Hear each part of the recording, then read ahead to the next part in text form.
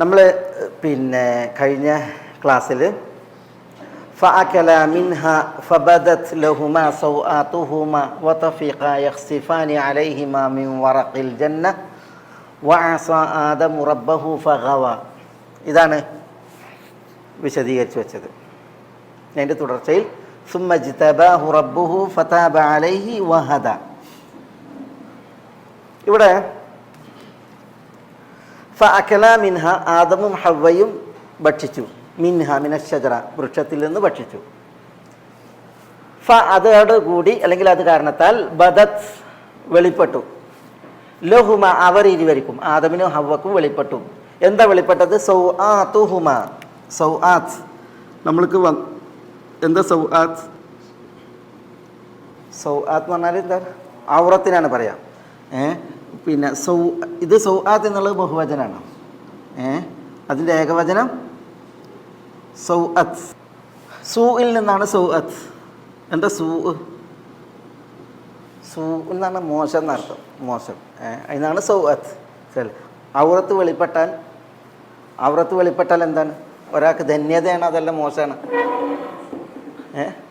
ഒരാൾ ഇരപ്പാകുക ചെയ്യുക, അതല്ല ഒരാൾ അഭിമാനമാകുക ചെയ്യുക. ഔറത്ത് വെളിപ്പെടാന്ന് പറഞ്ഞിട്ടുണ്ടെങ്കിൽ അത് മോശമാണ്. അതുകൊണ്ടാണ് അള്ളാഹു സുബ്ഹാനഹു വ തആല ഔറത്ത് എന്ന് പറയാതെ സൗഅത്ത് എന്ന് പറഞ്ഞത്. കാരണം ഔറത്ത് വെളിപ്പെടുക എന്ന് പറഞ്ഞിട്ടുണ്ടെങ്കിൽ അത് മനുഷ്യരെ സംബന്ധിച്ചിടത്തോളം, ബുദ്ധിയുള്ളവരെ സംബന്ധിച്ചിടത്തോളം എന്താണ്? മാനക്കേടാണ്. അതുകൊണ്ടാണ് അള്ളാഹു അതിന് സൗഅത്ത് എന്ന് പറഞ്ഞത്. പക്ഷെ ചില മനുഷ്യന്മാർ ഇത് അള്ളാൻ്റെ ഒരു ഫിത്രത്താണ്, പ്രകൃതിയാണ്. അതുകൊണ്ടാണ് ഇവർ ആദമും ഹവ്വയും ആ വൃക്ഷപ്പെട്ട മരത്തിൽ നിന്ന് ഭക്ഷിച്ച മാത്രയിൽ അവർക്കത് വെളിപ്പെട്ടപ്പോൾ ഉടനെ എന്ത് ചെയ്തു? അവർ മരത്തിൻ്റെ ഇല കൊണ്ട് പൊത്താൻ തുടങ്ങിയെന്നാണ്. ഔറത്ത് വെളിപ്പെട്ടപ്പോൾ പൊത്താൻ തുടങ്ങി. അല്ലാഹു സുബ്ഹാനഹു വ തആല മനുഷ്യരിൽ സൃഷ്ടിച്ച ഒരു പ്രകൃതിയാണ് എന്ത്? ഈ നാണം മറക്കുക എന്നുള്ളത്. പക്ഷേ ഇന്ന് ചില ആളുകൾ മോഡേണിസത്തിൻ്റെ പേര് പറഞ്ഞ്, അല്ലെങ്കിൽ പിന്നെ സ്വതന്ത്ര ചിന്തയുടെ പേര് പറഞ്ഞ് അവർ പറയുന്നത് എന്താ? ഇതൊക്കെ കാണിക്കലാണ് പിന്നെ സ്വാതന്ത്ര്യം, ഇത് കാണിക്കലാണ് പിന്നെ ആധുനികത എന്നാണ് പറയുന്നത്. അതുകൊണ്ടാണ് ചില ആളുകളുണ്ടല്ലോ, ഇപ്പം പിന്നെ ഇതിന് മുമ്പ് ഒരു മകന് കടന്നു കൊടുക്കുകയാണ്, ഉള്ളതൊക്കെ വിരിഞ്ഞിട്ട് കടന്നു കൊടുക്കുകയാണ്. എന്തിന്? മകന് വരക്കാൻ, അതിൻ്റെ മേത്ത് വരക്കാൻ, അതേപോലെ തന്നെ അവയവങ്ങൾ പരിചയപ്പെടാൻ. അതൊന്ന് ആലോചിച്ച് നോക്കിയേ. അല്ലാഹു മുസ്തആൻ. ഔറത്ത് കാണിക്കുക എന്നുള്ളത് ഹറാമാണ്. ഇവിടെ നോക്കി, പിന്നെ ഈ പ്രയോഗം തന്നെ സൗഅത്ത് എന്നുള്ള പ്രയോഗം തന്നെ വന്നത് അത് കാണിക്കുക എന്നുള്ളത് മോശമായതുകൊണ്ടാണ് അള്ളാഹു അങ്ങനെ പ്രയോഗിച്ചത്. പിന്നെ ഇവിടെ സൗആത്ത് എന്ന് പറഞ്ഞത് സൗആതുഹുമ. സൗഅത്ത് എന്ന് പറഞ്ഞാൽ ഒരു ബഹുവചനാണ് സൗആത്ത്. ഇവിടെ രണ്ട് പേരാണ്, ആദമും ഹവ്വയുമാണ്. അപ്പോൾ അവർക്ക് സൗആത്ത് എന്നാണ് പറഞ്ഞത്. കാരണം ഒരു മനുഷ്യൻ്റെ മുൻഭാഗവും പിൻഭാഗവും എന്താണ്? ഔറത്ത്. പിന്നെ ഔറത്താണ്. അതുകൊണ്ടാണ് ബഹുവചനം പ്രയോഗിച്ചത്. സൗആത്ത് വെളിപ്പെട്ടപ്പോൾ വതഫിഖാ യഖ്സിഫാനി അലൈഹിമാ മിൻ വറഖിൽ ജന്ന, സ്വർഗത്തിലെ വറഖ് ഇലകൾ കൊണ്ട് അവ എന്ത് ചെയ്തു? മൂടാൻ തുടങ്ങി എന്നാണ്. യഖ്സിഫാനി പറഞ്ഞാൽ എൽസിഖാനി, ലസിഖ യൽസഖു എന്നാണ്. ഇങ്ങനെ മൂടി വെക്കുക, ഒട്ടിച്ച് വെക്കുക എന്നൊക്കെ പറയില്ല, അതിന് പറയാം. റസൂലുള്ളാഹി സ്വല്ലല്ലാഹു അലൈഹി വസല്ലം തങ്ങൾ കാന യഖ്സിഫു നഅലഹു, തൻ്റെ ചെരുപ്പ് മൂട്ടാറുണ്ടായിരുന്നു എന്നാണ്. നബി സ്വല്ലല്ലാഹു അലൈഹി വസല്ലം തങ്ങളുടെ ചെരുപ്പ് പൊട്ടിയിട്ടുണ്ടെങ്കിൽ റസൂൽ തന്നെ എന്ത് ചെയ്തതിന്? അതിനെ മൂട്ടി തുന്നിയിരുന്നത്. അപ്പോൾ അവിടെ പ്രയോഗിച്ചത് യഖ്സിഫു എന്നാണ്. അപ്പോൾ ഇവർ നഗ്നത വെളിപ്പെട്ടപ്പോൾ സ്വർഗത്തിലെ ഇല പറിച്ചിട്ട് അവരെന്ത് ചെയ്തു എന്നാണ്? ഔറത്തിലേക്ക് ചേർത്ത് വെച്ചു എന്നാണ്. വതഫിഖാ യഖ്സിഫാനി അലൈഹിമ, അവരുടെ മേൽ അവർ ചേർത്ത് വെക്കാൻ തുടങ്ങിയെന്നാണ്. ആദമും ഹവ്വയും. അത് മിൻ വറഖിൽ ജന്ന. പണ്ഡിതന്മാർ ഔറത്ത് മറക്കുന്ന വിഷയം പറയുമ്പോൾ ആണായാലും പെണ്ണായാലും ഔറത്ത് മറക്കണം എന്നുള്ളതിന് തെളിവ് ഉദ്ധരിക്കുന്ന ഒരു വിഷയമാണിത്.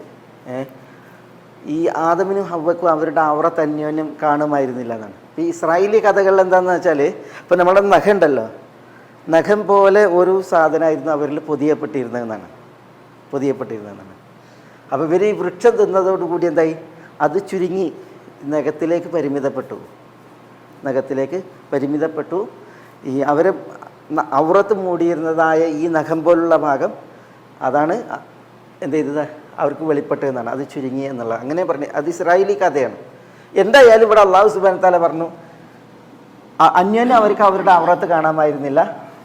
പക്ഷേ അവർ വിലക്കപ്പെട്ട വൃക്ഷം തിന്നതോട് കൂടിയിട്ട് എന്ത് ചെയ്തു, അത് വെളിപ്പെട്ടു. കാണാൻ തുടങ്ങിയപ്പോൾ ഉടൻ അവരെന്ത് ചെയ്തു, അവരുടെ ഔറത്ത് സ്വർഗത്തിലെ ഇലകൾ കൊണ്ട് എന്ത് ചെയ്തു, ചേർത്ത് വെച്ച് മൂടാൻ തുടങ്ങിയെന്നാണ്, പൊതിയാൻ തുടങ്ങി. അത് നമ്മൾ പറഞ്ഞു പോയ വിഷയമാണ്. ആസ ആദം റബ്ബഹു, ആദം തൻ്റെ റബ്ബിനോട് ആസ എന്ന് പറഞ്ഞാൽ എതിര് പ്രവർത്തിച്ചു. ഖാലഫ അൽ അംറ, എതിര് പ്രവർത്തിച്ചു.